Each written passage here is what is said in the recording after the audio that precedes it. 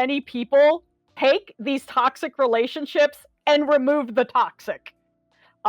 They want to look at them in kind of a cottagecore or a fluffier way, and that just is always very soul-crushing for me, because the spice to these relationships has always been kind of what makes them kind of off, what makes them unhealthy, what makes them vicious. And you also bring in the aspects of how does that change over time? How does that evolve? Does it get worse? Does it get better? And so much of that is wrapped up in the fact that these relationships are not healthy. A lot of the ships that we will be going over today are ships that people love to say, oh, that's not toxic, and then they try to explain away why the toxic elements aren't so bad, or they kind of try to tell everybody that their wholesome ship that they love is toxic and they shouldn't like it anymore. So we are all about embracing the toxic ship today. The reason that I kind of chose this theme is because obviously I love Agatha and Rio, and I love Agatha all along, and that song, Down the Witch's Road, especially the Lorna Wu version, translates really well into these complicated relationships. So as we go through this, we're going to be looking at it kind of from different levels of toxicity. Now, I'm going to be talking about some of my faves, some of the faves that I learned about during the survey, and throwing out ideas about them, why they were, kind of giving brief summaries of them. But I also do want to give a chance for chat to tell me why they love their favorite ships. I want to hear about different toxic Yuri ships, because this has always been one of my favorite things to talk about.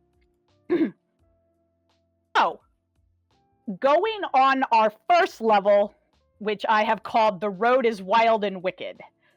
This is kind of the toxic Yuri that they might be toxic to each other, but they are so toxic that their vibe kind of affects everyone else.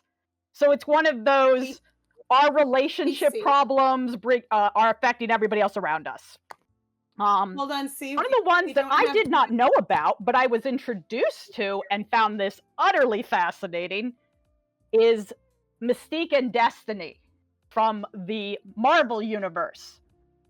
I learned that Destiny, Irene Adler, who is a precog, kind of ran into Mystique, a shapeshifter, also known as Raven Darkholm, while she was looking for a consulting detective for a case.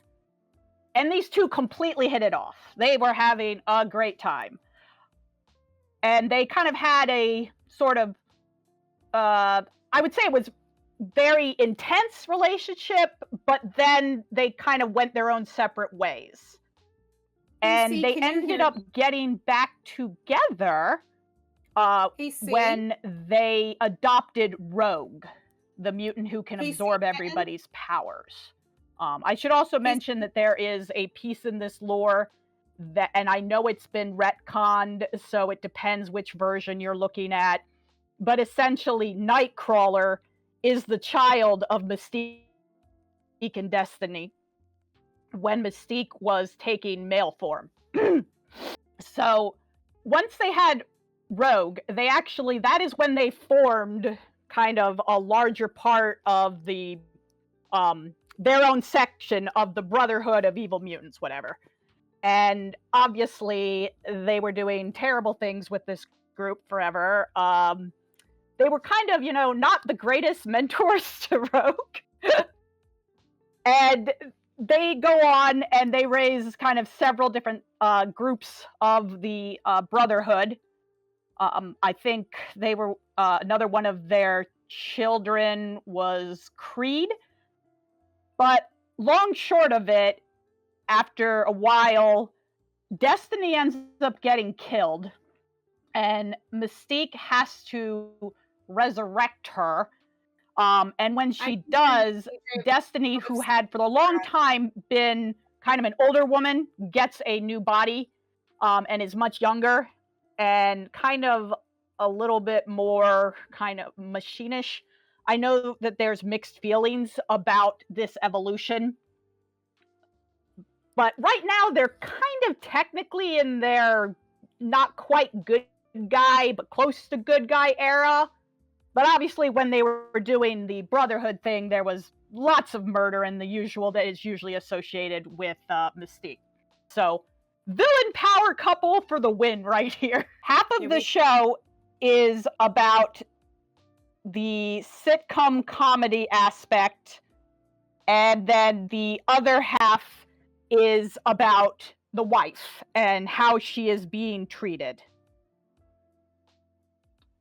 So these two are a fascinating kind of pair because they kind of start out definitely not liking each other. Allison is kind of mousy. Patty is kind of a tomboy that hangs out with all the sitcom guys and is kind of hanging out with their jokes. She's one of the boys. But she ends up finding out that Allison is dreaming about about moving to a new place, and she saved all this money. Except Patty knows that Allison's husband, Kevin, has spent all that money. And she feels bad for her, even though she doesn't like her, and tells her this. And once she reveals this to Allison, it basically destroys Allison's world, and Allison kind of decides the only way that she is ever going to be happy is to come up with a way to kill her husband. A lot of the story progresses from there, but they have a very interesting relationship because they both kind of make the other one worse. Allison kind of gets Patty, who was already doing things like selling, not to try to think of what they were, selling Oxy. She was selling Oxy to her beauty shop patrons and everything. But she wasn't like super bad. She just wanted to help them.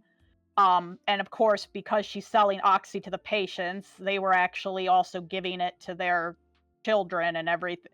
They're older children, so they were supplying drug dealers, essentially. But as she gets more involved with Allison and helping her figure out what to do about her crazy husband, she ends up learning that Allison isn't quite as mousy as she comes across, and that Allison definitely has a dark side when things aren't working out for her and can manipulate people. Their relationship can get very manipulative. Patty ends up getting a cop girlfriend that Allison is all about manipulating to get around various things that they end up involved in, including theft, assault, attempted murder, all the good stuff.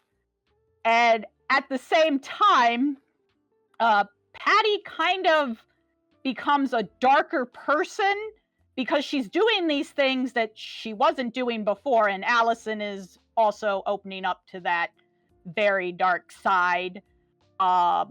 Together, they basically completely drive Patty's brother insane. They really mess up Patty's relationship with her cop girlfriend. And yeah, they're kind of a destructive force together.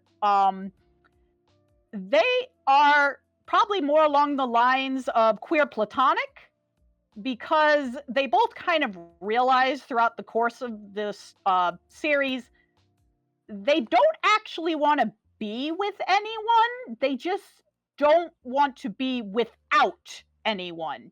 And they kind of realize that they can be together without being together. So they're just a really fascinating take on relationships in general and absolute insanity. So moving on, we have our pair from Jennifer's Body. If you have not seen Jennifer's Body, you should. It is an amazing movie. It is a really take on kind of the way that young women are sexualized. It is looking at kind of the horror culture of, sacrificing the virgin, except in this case, they don't sacrifice the virgin. They don't realize she's not a virgin. And when they end up sacrificing her, they end up summoning a demon by accident. It happens. But it is a really compelling story about these two characters. Jennifer, who's like the super popular girl, and Needy, who is very insecure, very quiet, very mousy, but they've always been kind of friends. And in that friendship, obviously you could tell by the one being called Needy, that's not her real name, that she has allowed Jennifer to control her and kind of take advantage of her most of their relationship because, she looked up to her and obviously had a crush on her, and the crush becomes very obvious as things go on. But she kind of feels that Jennifer's always been on this pedestal. So when Jennifer comes back as a demon, I think she's a succubi, and starts murdering guys and everything, she still kind of wants to protect Jennifer, even though Jennifer's clearly not of right mind at this point, and a lot more interested in her because she's just super sexualized at this point due to her demon aspects. And this kiss is actually very interesting because Jennifer pulls her into it. Needy is very receptive because, like I said, she has a huge crush on her. And then she realizes, oh, but Jennifer isn't in her right mind, so this can't be real, and breaks it off. And throughout the rest of the story, I think Needy has a boyfriend, and Jennifer has never liked Needy's boyfriend. She thinks he's pathetic. Eventually, Jennifer tries to eat Needy's boyfriend, and they have this huge confrontation where Needy is like, why do you even want to eat him? Like, what is his value to you? He means nothing to you. Are you mad just because he's my boyfriend?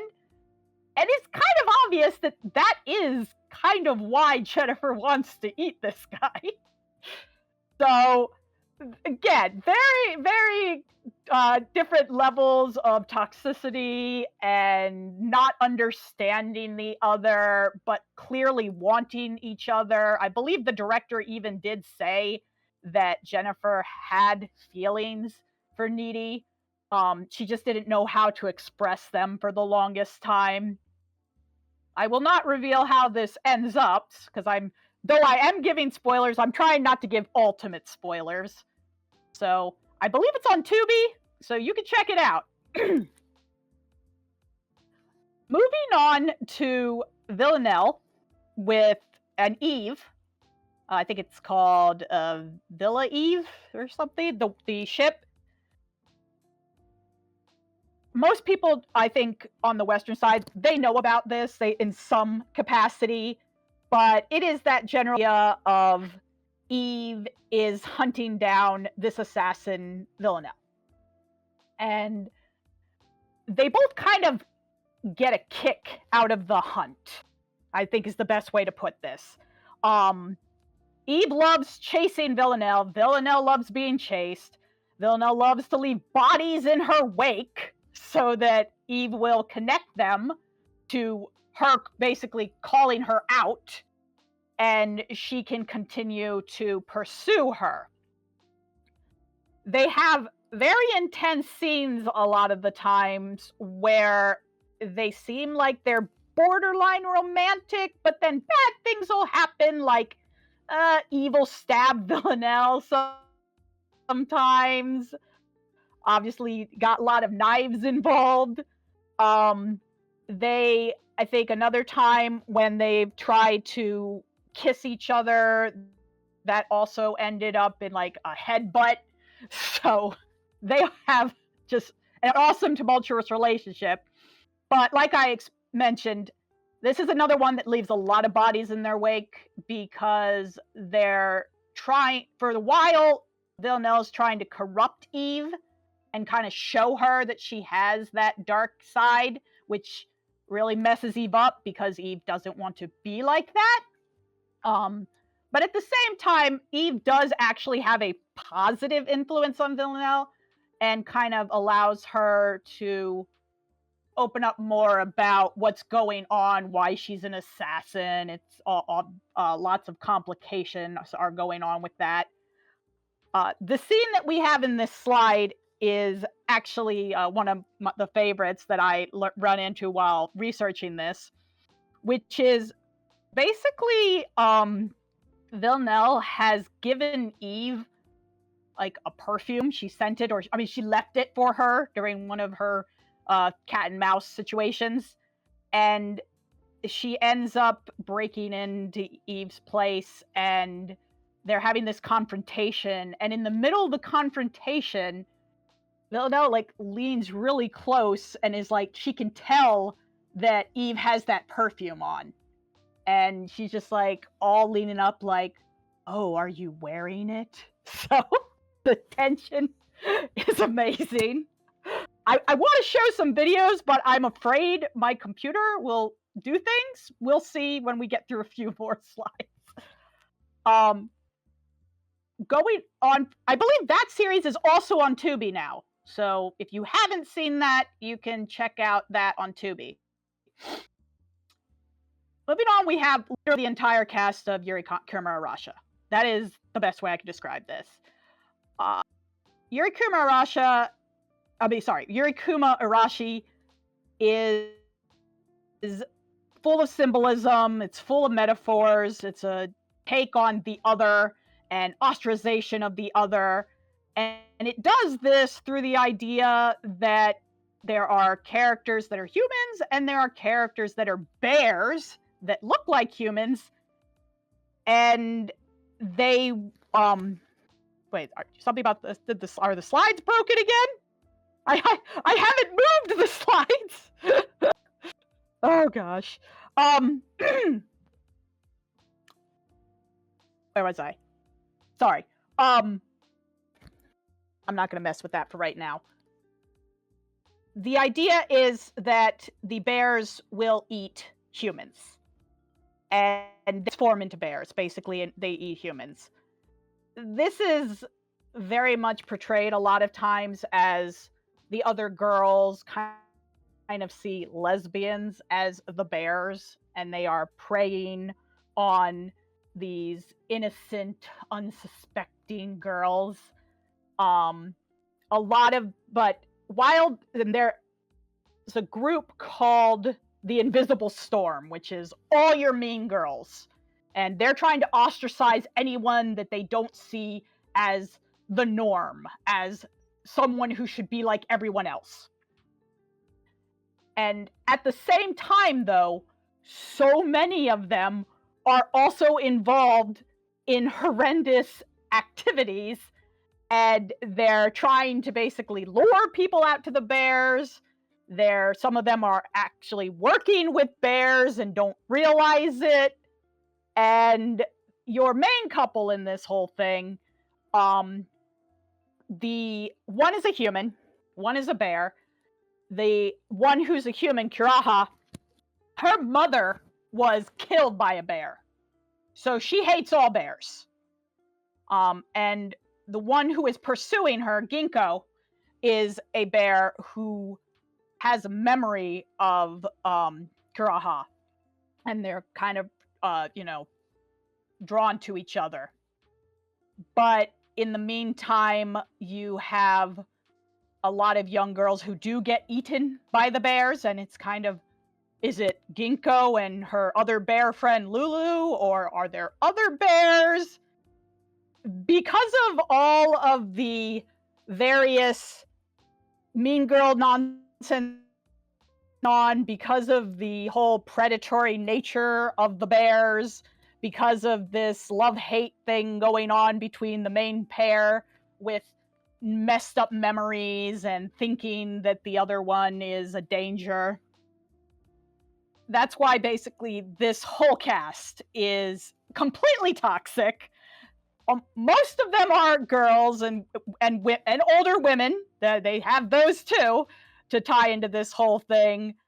So if you want absolute bonkers toxic Yuri, Yuri Kumarashi is the place to go. I will say though, this is one of the few works by this creator, whose name is not coming to my mind right now, but the Utena guy, that actually made me cry.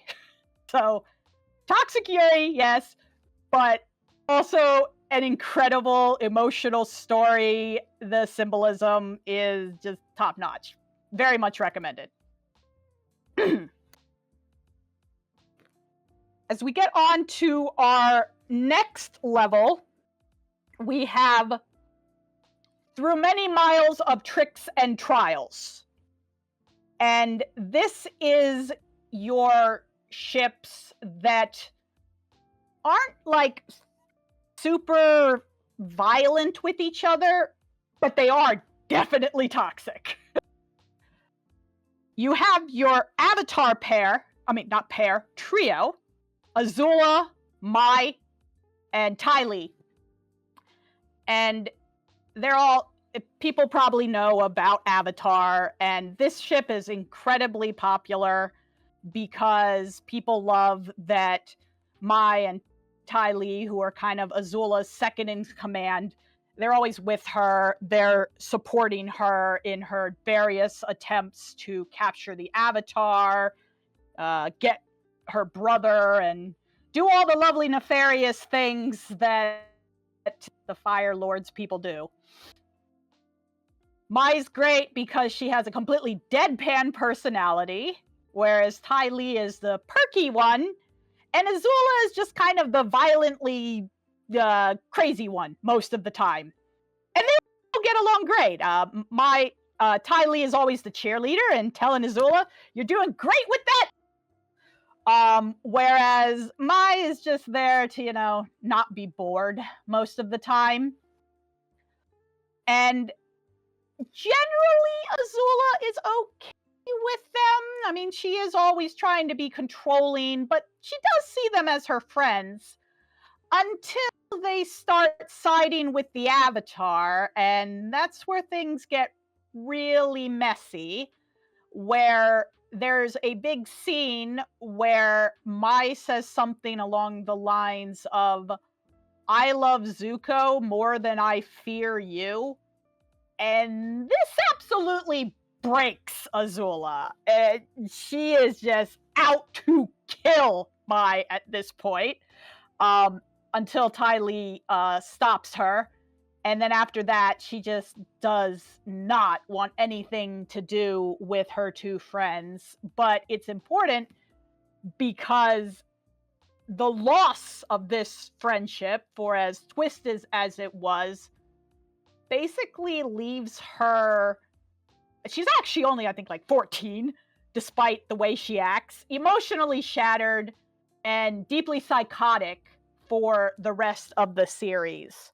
But when the trio are together and causing mayhem, they are an amazing ship. So they're one of the few trios that I have heard about in the Toxic Yuri realm. Then we have the Code Geass ship that I don't think a lot of people think about, which is Marianne and C2. Marianne is the mother of Lelouch, the main character of Lelouch of the Rebellion, the guy who's trying to take out the Master Empire, Britannia, so he can save the world and free Japan, all for the sake of his little sister. And Marianne is his mother, who was killed when he was a child. There is a lot going on with that I'm not going to super unpack, but I will say that Marianne and C2 knew each other when they were when Marianne was younger, and they were kind of like partners in crime.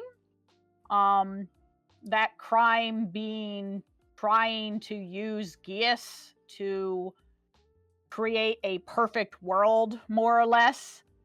And their whole deal is that C2 believes that she cannot truly be loved by anyone. And she has lived for a long time. She has had immortality basically forced on her. And she just wants to die. And people keep telling her that, if you work with me, I'll let you die. And Marianne is another one who kind of sells her on that promise and does not follow through. But that relationship ends up being super important because of how it ends up connecting to C2's relationship with Lelouch and her being his kind of witch, more or less. Marianne is kind of condescending towards C2, plus she knows that C2 loves her, and I do not think Marianne really loves C2 on the same level. She is very manipulative of her, and she knows that because C2 is so desperate for love, she will kind of go along with things no matter kind of what her actual opinion is. So they have a pretty twisted relationship, and unfortunately they do not get a lot of screen time, which is why any pictures I have of them together are potato quality. I'm sorry. But they definitely have a fascinating relationship, and I know people ship them, and I do think they are a ship worth exploring. Now we're probably thinking, why is Rose and Pearl here? Rose and Pearl isn't toxic. Are you crazy? Hey, can you hear me? Actually, it was pretty toxic because of the way that Pearl views Rose, or Pink Diamond, being that she puts her up on such a pedestal and she puts herself down so low, and for a while it takes Pink a bit to realize that this is actually what's going on because she's so used to being served. Pearl is her second Pearl after her temper tantrum completely messed up her previous Pearl, and she's trying to do better by her, but at the same time Pearl is so completely devoted and is almost compelled to do everything that Rose says, no matter how she feels, that it does create a true imbalance that I think a lot of people don't even focus on because they want to focus on the nice aspects or sometimes the jealous aspects. Obviously, Pearl is incredibly jealous of Rose and Greg and of Rose's sacrifice of her physical form so that she could birth Steven. But I do think that there is some psychological stuff there that a lot of people do like to explore when they're willing to, play a little fast and loose with Steven Universe and not hang out in the fluffy ship area. Going on to Yuri and Shiori, which I think I saw someone say they weren't sure if it met my categories, but it was like the poster child of toxic Yuri. And I cannot disagree. It is 100% the poster child of toxic Yuri. Because you have Yuri, who is obviously in love with Shiori, but she doesn't think that Shiori reciprocates. And she doesn't really know what to do with that. And Shiori, on the flip side, thinks she basically idolizes Yuri, but to the point where she thinks that there's no way she could ever reach her. And she ends up, because she too obviously wants Yuri, and there's the whole unrequited thing, it gets stupidly toxic because nobody can talk about feelings. She ends up stealing a guy that she thinks that Yuri is with, because she wants her to, know how essentially the same frustration that she's having. And this seeing Yuri with this guy, seeing Yuri with this guy that, again, Yuri doesn't even really like, makes Yuri feel completely kind of betrayed. And one of the things Yuri used to always tell her was that if she believes in miracles, her loved one will eventually, come to her and recognize her. So after this moment of betrayal, Yuri's like, miracles suck, and they're not real. And unlike everybody else who is doing all of this dueling that they love to do in Revolutionary Utena to revolutionize the world and bring about better tomorrow and all that, Yuri just wants to fight to show miracles are bullshit. She is completely convinced that miracles are bullshit. Shiori will never love her, and that's where things stand. It gets especially dark later in the series when Shiori finds Yuri's locket and realizes that the picture inside this locket is not of this guy that she thought that Yuri was infatuated with, but it's her. And this kind of messes with Shuri's head, because now she's like, oh my gosh, that's so pathetic. But at the same time, like, I worshipped you all this time, and you've been like this, and I don't know how to deal with my feelings, and I'm just really pissed that you put me through all of this. And she ends up turning this into a very sadistic and manipulative relationship with Yuri, who kind of don't want to do anything with her anymore. She had her duel with Utena. She kind of tried to get away from all of that again. But at this point, Yuri's like really pushing it, and Yuri just doesn't know how to get away, because she's like, but you don't love me, and why are we even having this conversation anymore? And I believe that the guy that was involved in all this is now gone. He's not even here anymore. So they're just stuck in this whole mess. And there is an evolution from here. I personally am hit or miss on how I feel about it. So if you haven't seen Revolutionary Girl Utena, obviously you should watch it. It is amazing, seminal Yuri, and awesome metaphor, story, characters. But then you can kind of see where this relationship eventually ends up. I'm, like I said, hit or miss on where it ultimately goes. Birdie Wing.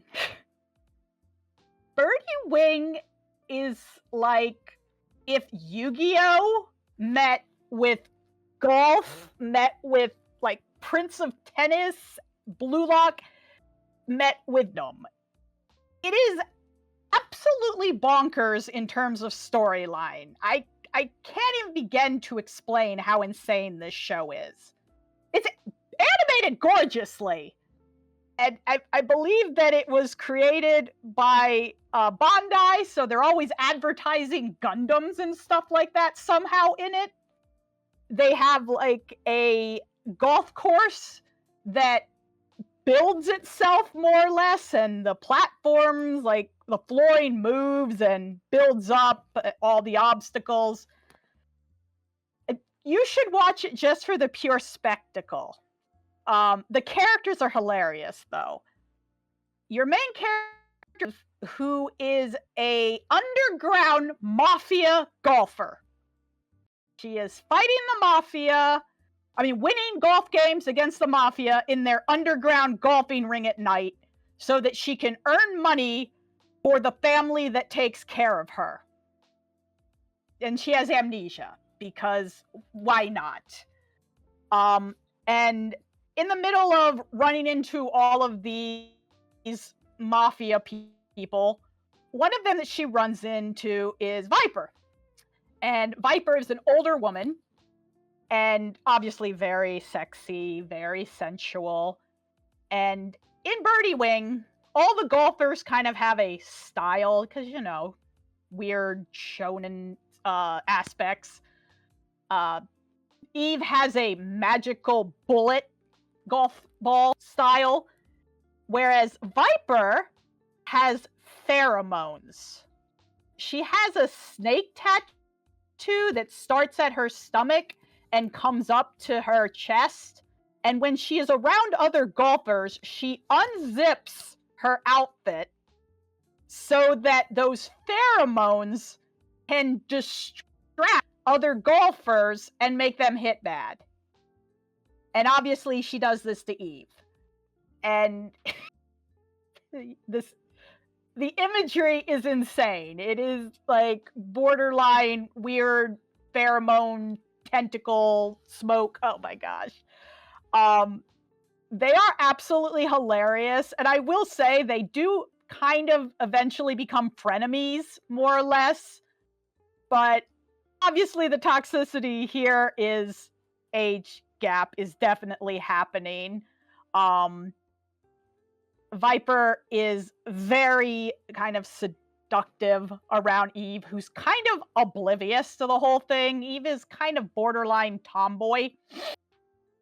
And they have an insane relationship that is absolutely funny to watch.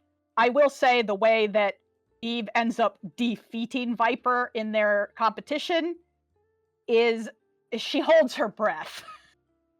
Which is, I guess, something Viper never considered someone could do.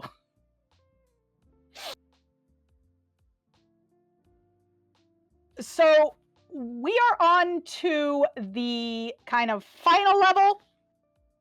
Not the final level, the secondary level. The final level is not final. I keep calling it final. The third level is Blood and Tears and Bone, which is where we're looking at the ones that are vicious, the ones that fight each other. This is the vicious side. We have Catradora. Catradora is... Okay. Catradora, thank you. I'm glad that you still enjoy, even though my pictures are not showing. We will find a way to make that work. Catradora is from She-Ra, the Princesses of Power incarnation.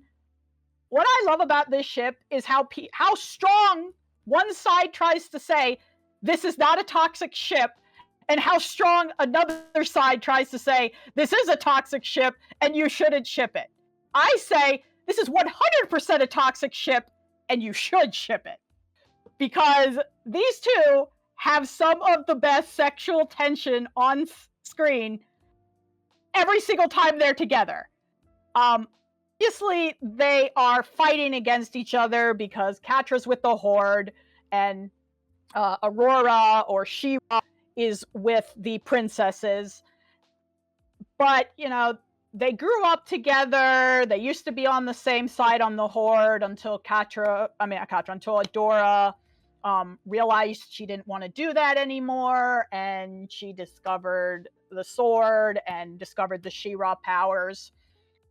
And Katra cannot deal with this. She cannot deal with Adora not being with her anymore. She needs to have Adora on her side, and so much of their battle is simply Katra wanting Adora with her again and not being able to cope with this relationship that had been so integral to her life suddenly being gone. And that the only person that she thought truly understood her is now on the opposite side of her, and she cannot have her back. And there are so many scenes of them coming together and trying to work out those feelings, because Adora does care about Katra this entire show. The problem is that she cannot choose Katra over the rest of the world and the people who need her.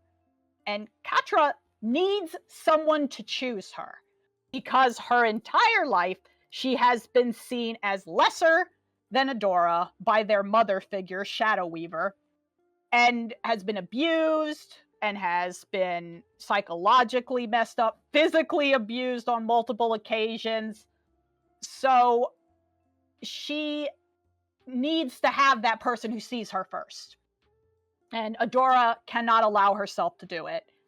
And these two get to the point where Katra literally tries to end the world so that Adora loses because she cannot deal with what's happening.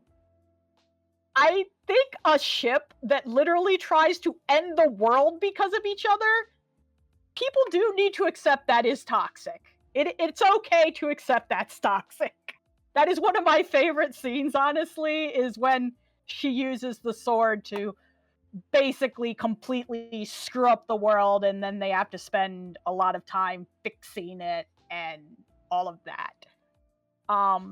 This is an incredibly slow burn romance, because it is a romance and it is canonized at the very end of the series, but you see a lot of that growth along the way. Regina and Emma has long been one of my favorite toxic Yuri from a show called Once Upon a Time, which is basically Disney deciding to make all of its properties into live action before they decided to do movies. And this was a much more clever way of doing it.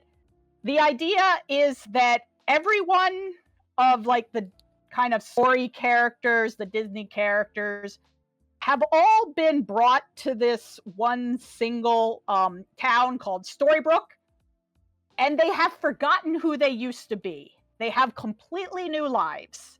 None of them remember anything. Some of them start to, because of a curse. Every season there's a curse.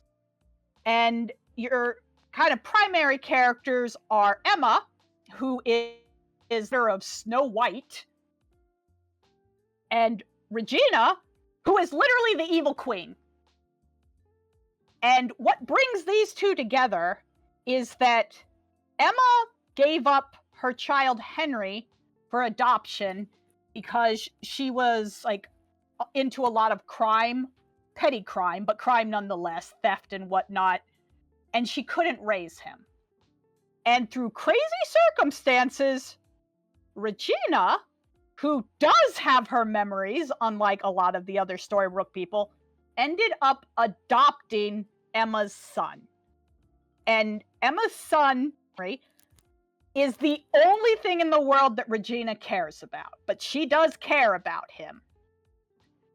And they basically are brought together because of that. And they're kind of sort of fighting over this kid for the first season, which is when they're most intense. And Regina does things like crush people's hearts. I'm pretty sure she's a little non-con with the huntsman.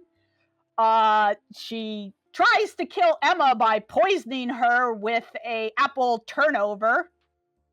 And eventually Emma has several times Emma tries to confront her and fight with her. Their biggest real fight is after Henry accidentally eats that apple turnover and is dying. He's fallen into the sleep that, Snow White always falls into. And Emma knows that this is Regina's fault because Regina tried to poison her just as Emma was trying Storybrooke. So it's now completely she confronts Regina. Regina admits it, and they have to figure out how to save him. And throughout the whole course of the series, since there's lots of times where people get amnesia and forget who they are and go back to their evil selves and come back, there's just a lot of up and down with these two. And what I love most about them is the idea that they're both kind of co-mothering this child while being completely unhealthy people. And their relationship, it grows and everything. And their canon name is, canon ship name is SwanQueen, because Emma's last name is Swan. And obviously, anyway, I think I was done with my Once Upon a Time ship, and that, yes, I'm not happy about how it ends up going because of how het that ABC decided to get. But they do remain super important to each other, and they're always super involved and kind of are the main power couple the entire series.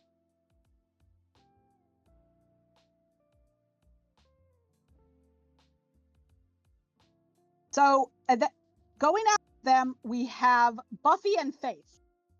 Buffy the Vampire Slayer. I absolutely love this ship. I loved it the first time I saw it. Buffy and Faith. Buffy is obviously a vampire slayer. Faith is another vampire slayer. They are coexisting vampire slayers, which is something that's supposed to not happen. But Buffy kind of had this incident where she half died, and they ended up summoning another slayer, and then that slayer got killed. Thus, Faith became a slayer.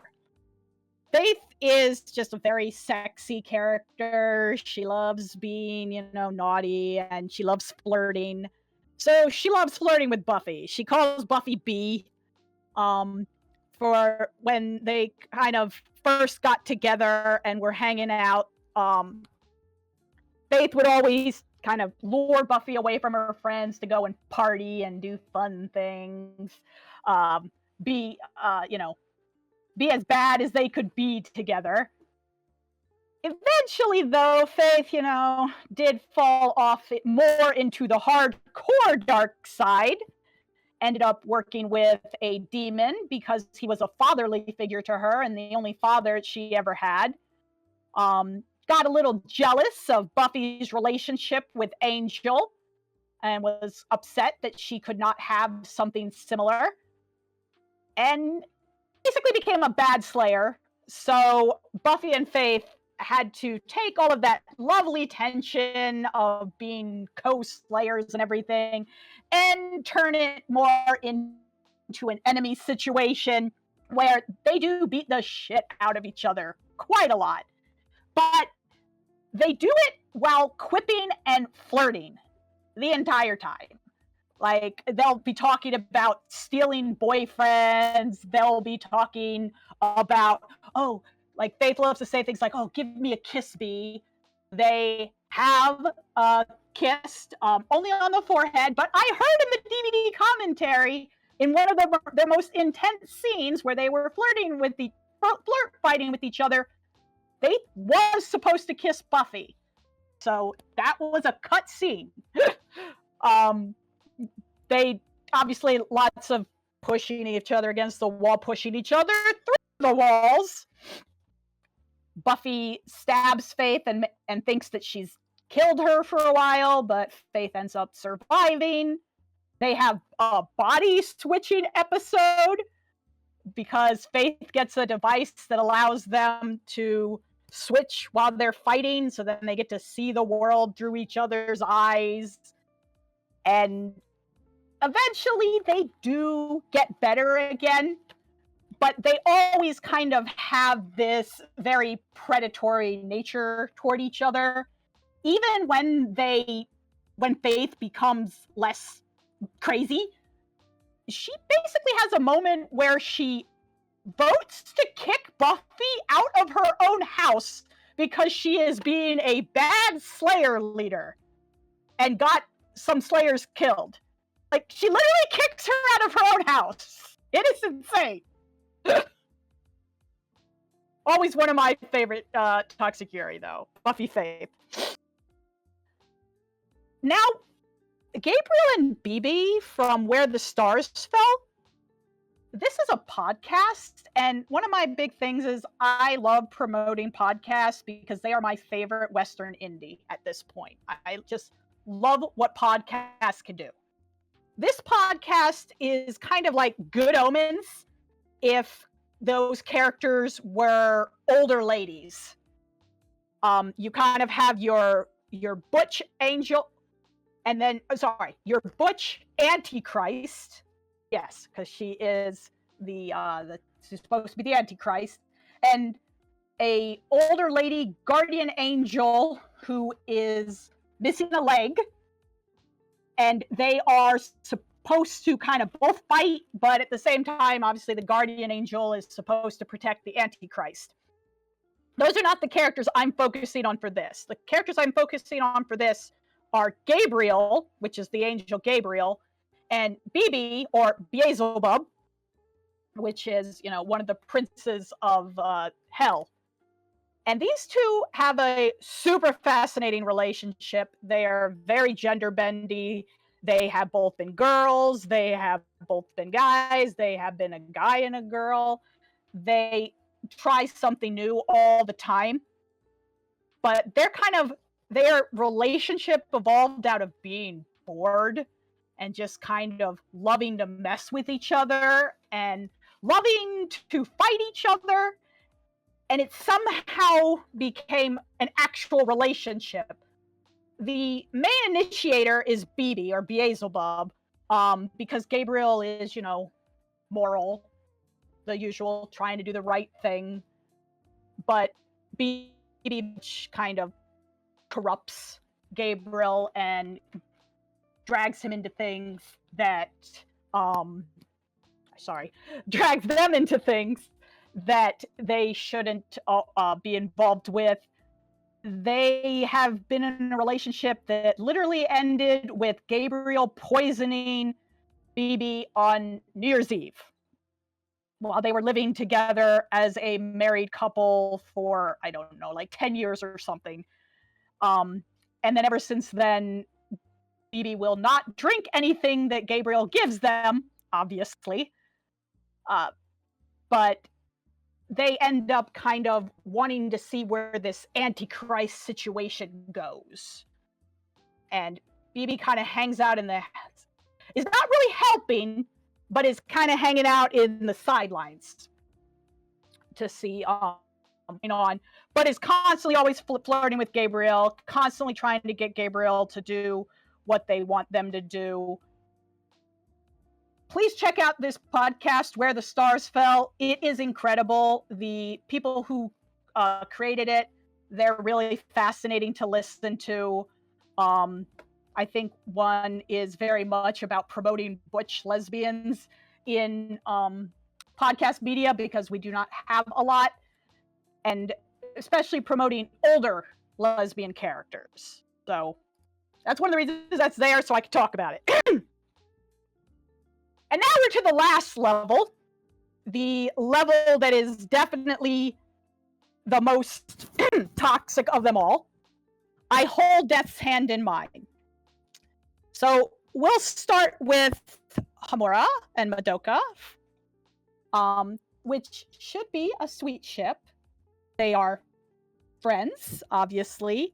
Madoka basically gave Homura a reason to live, and she looks up to her, and she is everything to her.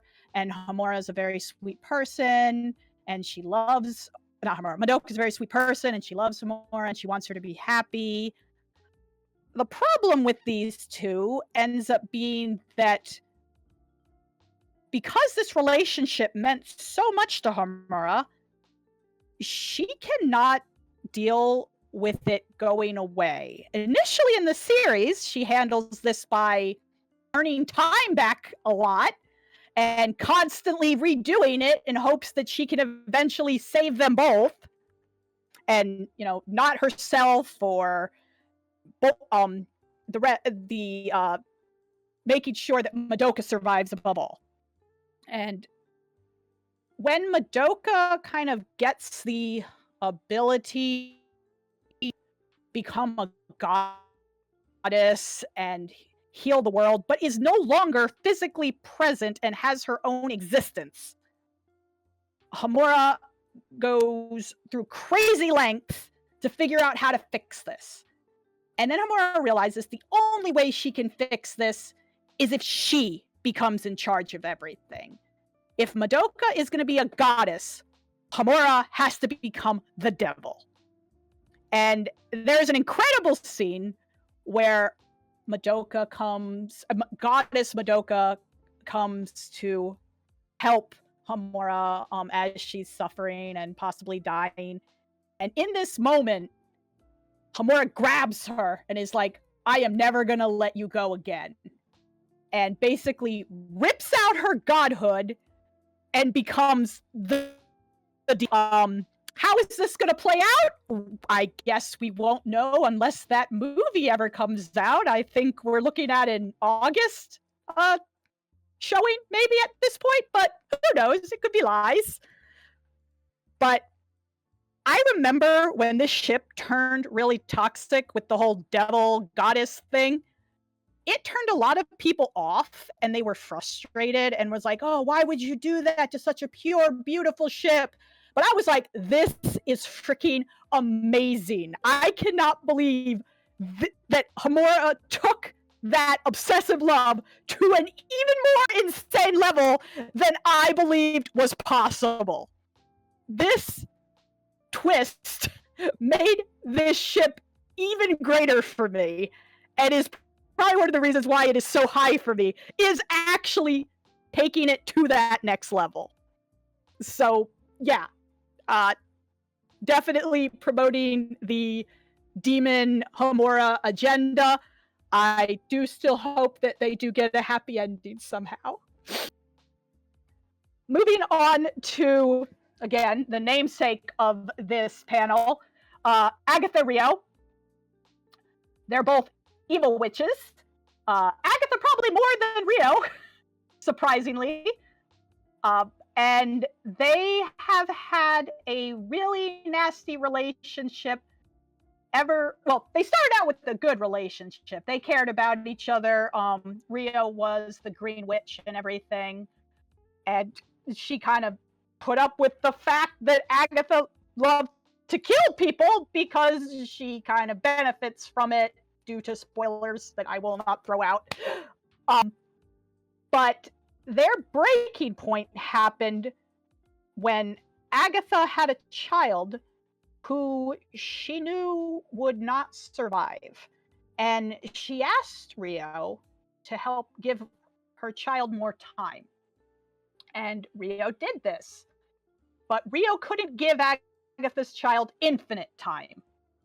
And her child did eventually die. And she has held this against Rio forever.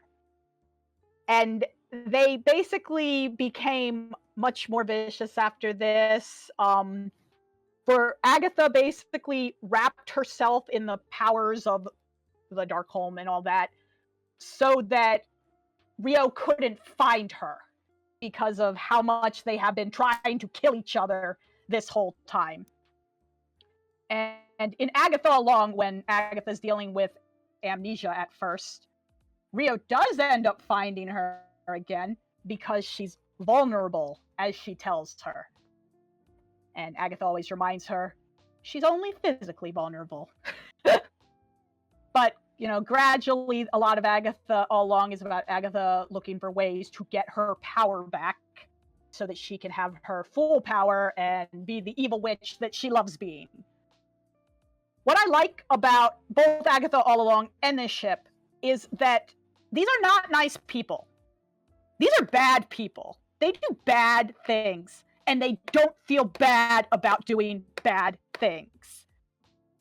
So many people for this ship fell in love with this statement that the creator made, that these two kind of used to have a little cottage in the woods back when they were in their honeymoon period and were together and everything.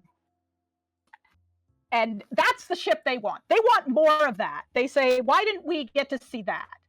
And my answer to that is not what's important about their relationship. What's important about their relationship is why it broke, where it is now, and how they are trying to reconcile with it. And I think taking all of that toxicity from Agatha and Rio and focusing on the cottage core romance is an incredible disservice to the complexity of these characters. And again, a complete dismissal of the fact that they are not good people. Even if they had a lovely cottage romance, they would still be horrible people. So that is my spiel for why Agatha Rio is best as a toxic Yuri ship. And obviously, one of the true Marvel gay romances that you actually see. So, moving on to, again, the seminal pairing, Utena Anthy. Excuse me, C, can you hear me? This one is complicated because of how much symbolism and nuance and layers there are in Revolutionary Girl Utena. And I'm going to try to tackle this without going super into spoilers because this is a fascinating series. Obviously, the main thing is that Anthy is the Rose Bride. Whoever wins these magical duels in their school gets ownership of her. And Utena, who sees herself as a prince because she was once rescued by a prince when she was a little girl, ends up seeing Anthy getting abused, goes against the person who abused her, and is like, I challenge you to a duel, you're a jerk face, and ends up with Anthy by accident when she actually defeats. And this is when she starts to gradually learn that Anthy only cares about the wishes of her owner. She tells people she does not have her own desires. This freaks Utena out because she wants, someone who is normal. And she tries to kind of break Anthy of this style of not caring about herself as a person, but as an object. But at the same time, Anthy is kind of manipulative of Utena, and she kind of is trying to keep her in various ways. This gets much darker and more explicit in the movie, where you actually see Anthy actively seducing Utena, and you see Anthy telling her that she, she only cares about what the owner is, and that when Utena asks her, do you do this? Do you act like this with everyone who owns you? And Anthy's like, yeah, that's how it works. And she's also a lot more flirty with Utena in the movie. She loves to kind of unnerve her by doing things like asking her to strip so she can draw her. And they're very entertaining in the movie. And like I said, a lot more explicit. They're not as explicit. They're much more kind of nuanced in the TV series. I mean, Akio, you can definitely argue, is pretty explicit, but they still try to be vague with him. And you see a lot of how Anthy kind of has to break from this mentality, which a lot of it comes from a lot of abuse and a lot of psychological and physical harm that causes her to act the way she does. But Utena also has to really realize what Anthy needs in order to come along and more or less get them on the same playing field. So they are quite toxic without kind of being overtly in your face toxic for a lot of their relationship. This is why a lot of people, when they look back on this ship, are like, I don't know if you should support this ship. It's kind of toxic. There's a lot of dominance going on, and Anthy doesn't really have a lot of free will and all that stuff. Again, that is the point of the ship. That is why it is that way, so it can evolve.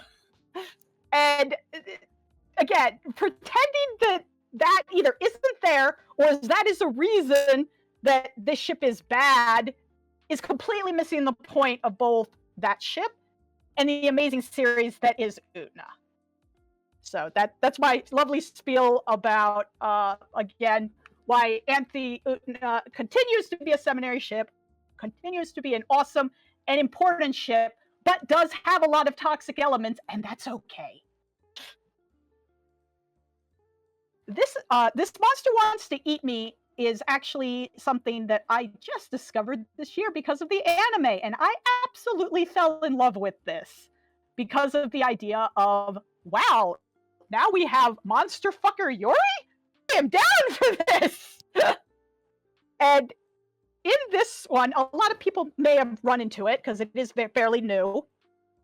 You have the main character, Hinako, who has lost her family, is in complete depression, and basically is going through the motions, but she is very much wanting to die. She does not want to be part of this world anymore. And in the middle of kind of one of these situations where she's about to get dragged into the ocean by a monster or something, she gets saved by Shiori, who is a mermaid. And Shiori destroys, utterly obliterates, the monster that had come after Hinako, and tells her that she's never going to let anything happen to her because she is going to eat her. And she wants to give her time to blossom and mature and ripen up, and then she will eat her.